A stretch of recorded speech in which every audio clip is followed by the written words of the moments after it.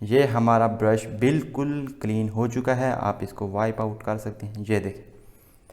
अस्सलामुअलैकुम एवरीवन, मेरा नाम है यासिर और आप देख रहे हैं पेंटास्टिक वैली।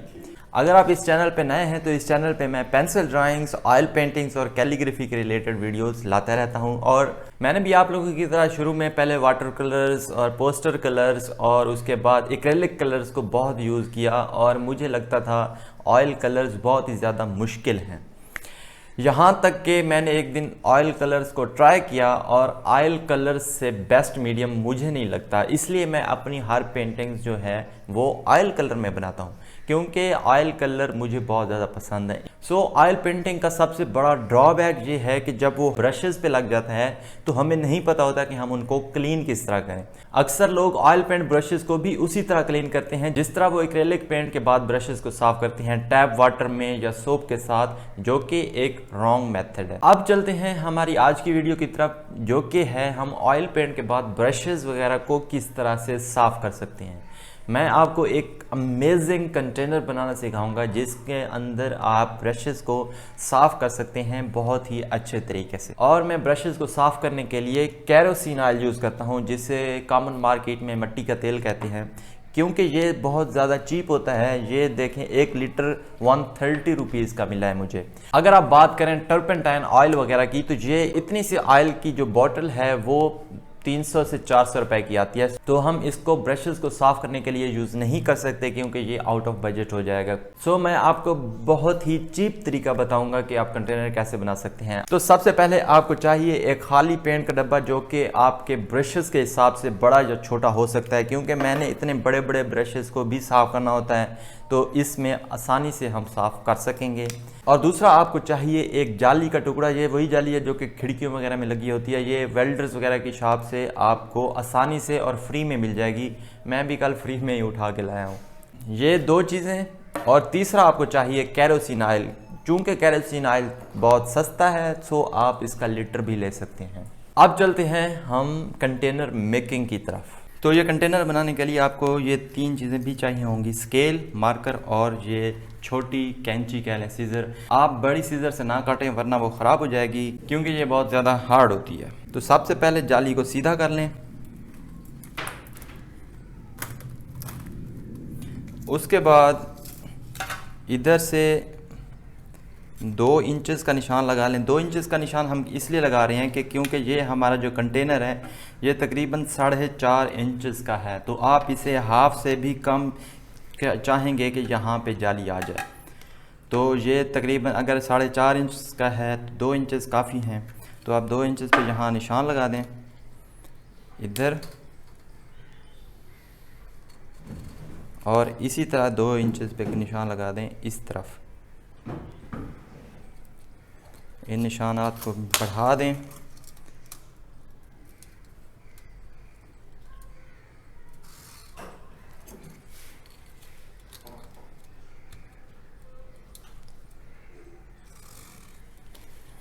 हमने ये 2 इंचेस का निशान लगा दिया और इधर भी 2 इंच का निशान लगा दिया। अब हम करेंगे ऐसे, यहाँ पे कंटेनर कुछ इस तरह से रखें कि ये जो कॉर्नर है ये भी कंटेनर के अंदर आना चाहिए।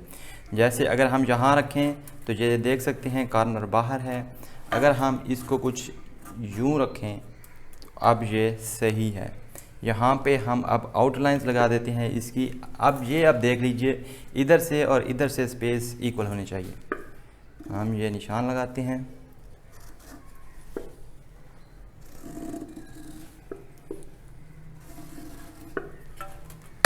ये आप देख सकते हैं, अब ये वाला निशान लगाया है मैंने।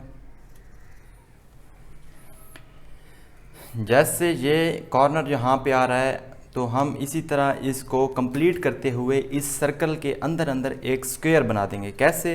ये जैसे ये वाला निशान जहाँ से बाहर जा रहा है हम यहाँ से इसको ये बना देंगे ऐसे। अब हम इन 2 निशानात को आपस में मिला देंगे इधर। ये अब हमारे पास एक स्क्वायर आ गया है और इस स्क्वायर के इधर भी 2 इंचेस की जगह है ये वाली, इधर भी 2 इंचेस की जगह है ये वाली। इसी तरह हम इधर भी 2 इंच की जगह मेजर करके निशान लगा देंगे। 2 इंचेस यहाँ पे हो रहे हैं। और इसी तरह 2 इंच यहाँ पे हो रहे हैं।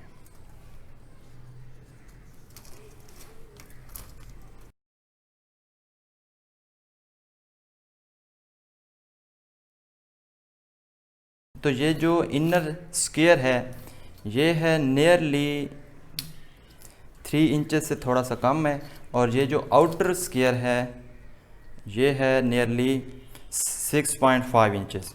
तो हम इस आउटर स्क्वायर को काट देंगे इस कटर के साथ। ये आसानी से काटा जा सकता है, ये देखें यहाँ से।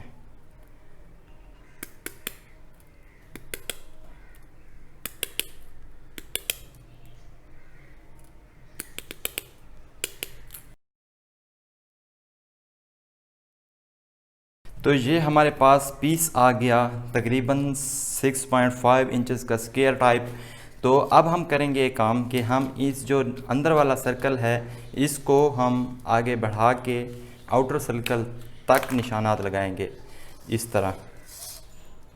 ये जो इनर सर्कल था इसको इधर भी इस तरह इधर भी आगे निशान लगाएंगे, all the way like this, इस तरह इसको।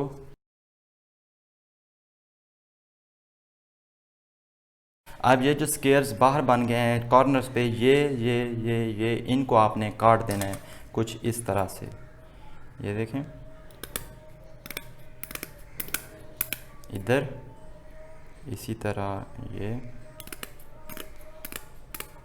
इधर, इसी तरह इनको।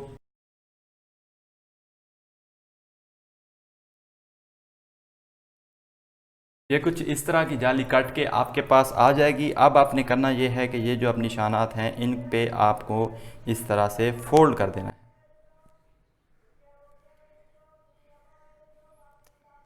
इधर इस तरह इधर।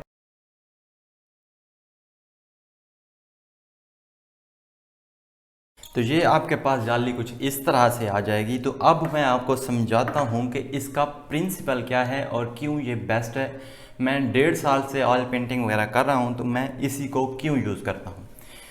वो इसलिए क्योंकि ये वाली जाली जब हम इसके अंदर रखेंगे तो कुछ इस तरह से आ जाएगी। तो हम जब भी ब्रश साफ़ करेंगे तो हमारे ब्रश इसमें लगेंगे, और वो जो ऑयल होगा, जो ऑयल कलर बचा हुआ होगा, वो नीचे यहाँ पे बैठता आएगा इस तरह से नीचे। जैसे आप ये देख सकती हैं, ये मेरा पुराना कंटेनर है, इसमें से जाली भी निकाल दी है। तो अगर आप देखना चाहें तो इसके अंदर ये वाला सारा मवाद जो है ये बचा हुआ, ये देखें, ये सारा ऑयल पेंट जो कि मैंने ब्रशेस से साफ़ किया हुआ है, ये वाला नीचे पड़ा है। अगर हम यहाँ पे जाली ना रखें और पेंट या टर्पेंटाइन ऑयल मौजूद हो, और जब भी हम ब्रश इसमें साफ़ करने के लिए यहाँ पे डिप करेंगे तो वो जो बचा हुआ नीचे वाला पेंट होगा वो भी ब्रश के साथ अटैच हो जाएगा और ब्रश क्लीन नहीं हो पाएगा। सो जब हम ये जाली ऊपर रख देंगे यहाँ पे और ये वाला फिल कर देंगे टर्पेंटाइन ऑयल से, let me show you how.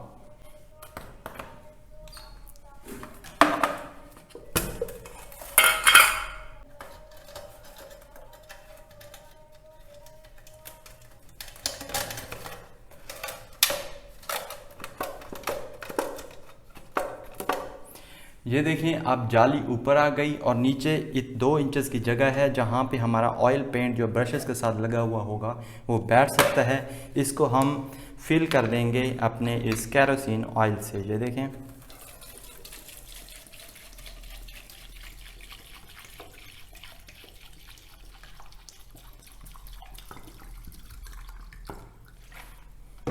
तो ये है हमारे पास एक ऑयल पेंट ब्लू कलर का। तो कुछ इस तरह आप इसमें काम कर रहे होंगे।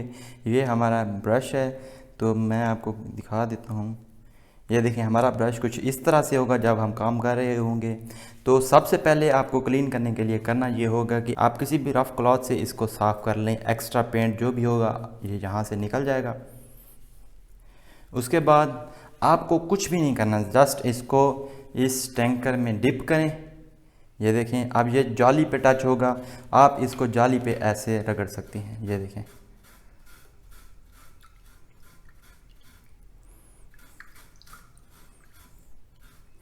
क्योंकि हर बार जो हमारा क्लियर केरोसिन ऑयल है वो ऊपर रहेगा और जितना भी एक्सेस ऑयल पेंट बचा होगा ब्रशेस पे वो नीचे बैठता रहेगा।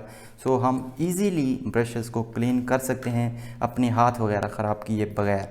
ये देखिए, ये हमारा ब्रश बिल्कुल क्लीन हो चुका है, आप इसको वाइप आउट कर सकते हैं। ये देखें, तो इस तरह से आप अपने ब्रशेस को साफ़ कर सकते हैं। This is the best method. I am using it from I think 1.5 years. इससे अच्छा मेथड मुझे नहीं मिला। सो आई होप आपको ये वीडियो समझ भी आई होगी और आप ये ऐसे कंटेनर्स रिक्रिएट भी करेंगे। लेकिन अगर आपको कोई भी इसमें दुश्वारी आ रही हो, कुछ समझ ना आ रहा हो, तो आप मुझसे किसी भी वक्त कांटेक्ट कर सकते हैं। मेरे सोशल मीडिया लिंक्स डिस्क्रिप्शन में दिए हुए हैं और आप मुझे इंस्टाग्राम पे फॉलो भी कर लें। सो मिलते हैं नेक्स्ट वीडियो में। अपना ख्याल रखिए। अल्लाह हाफिज़।